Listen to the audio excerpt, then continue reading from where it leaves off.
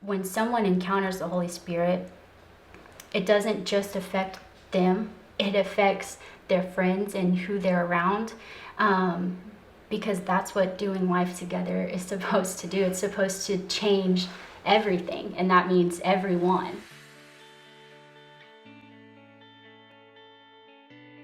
I remember doing Mondays at Shauna's house, and it was at a time period where John Mark was talking to us about spiritual gifts. There was consistent movement of the Holy Spirit of working in us, for us. There was never a week that we did that where someone didn't have something to share with someone else in the group. So you guys would come together, and John Mark would give you the instructions just to be silent, wait until you hear from the Lord, then you were supposed to share it, right? Okay. So I would think for some of you, that might have been a very intimidating, kind of scary moment. How did you do that? I guess the first time, like I heard from the Lord and he was like, hey, share this. And I was like, no, that's okay. I'm not going to. And he's like, I need you to share this.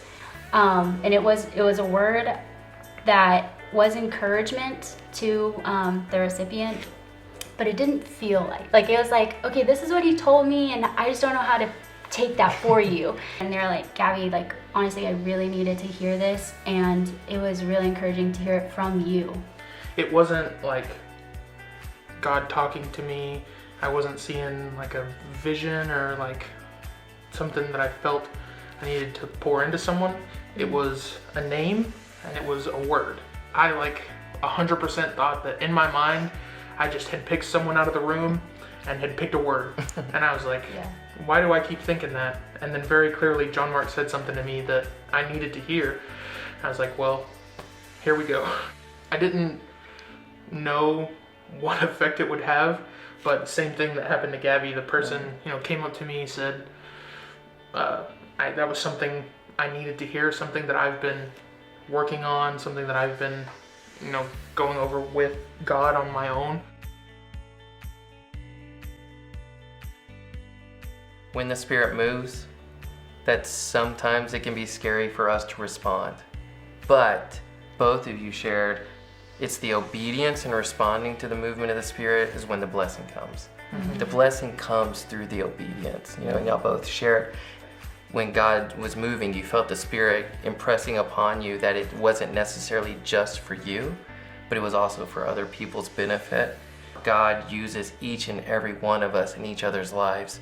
And it just shows the unity of the Spirit of God, that we are all in this together.